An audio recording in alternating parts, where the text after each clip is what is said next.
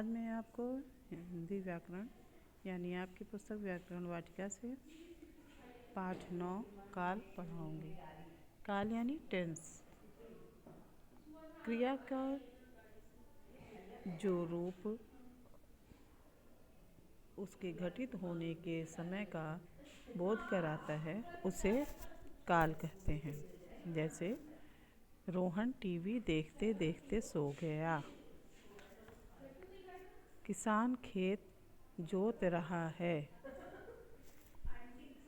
मानिका अपना school bag ला रही है। इसी प्रकार मतलब इसमें समय का बोध हो रहा है कि खेत जोत रहा है यानी वर्तमान काल, सो गया यानी पास्ट भूतकाल, बैग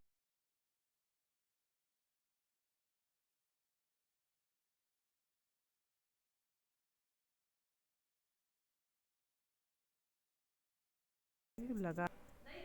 वर्तमान काल यानी प्रेजेंट टेंस, जिसको इंग्लिश में प्रेजेंट टेंस बोलते हैं। क्रिया का जो रूप उसके वर्तमान यानी इसी समय कार्य हो रहे हों, वर्तमान समय में होने का बोध कराए उसे वर्तमान काल कहते हैं यानी प्रेजेंट टेंस कहते हैं। जैसे माँ खाना पका रही है। इस समय खाना पक रहा है, इसलिए ये वर्तमान काल है।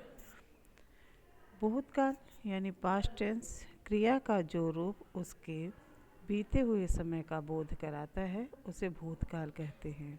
भूतकाल से आप समझ रहे हैं, इंग्लिश में इसको पास्ट टेंस कहते हैं।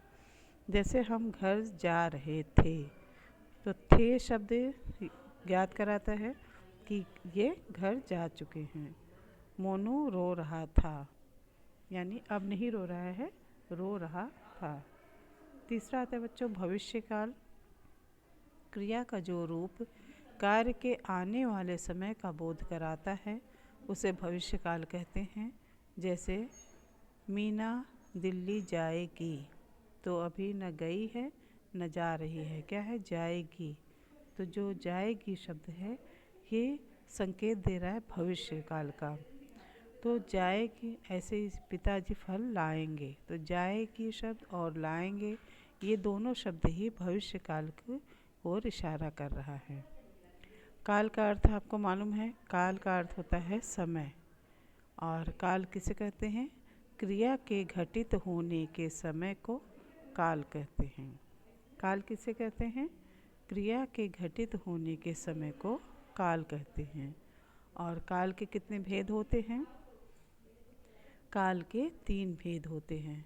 इंग्लिश में भी आप 3 प्रकार के टेंस पढ़े होंगे ना, टेंस के काइंड्स पढ़े होंगे, present tense, past tense, future tense.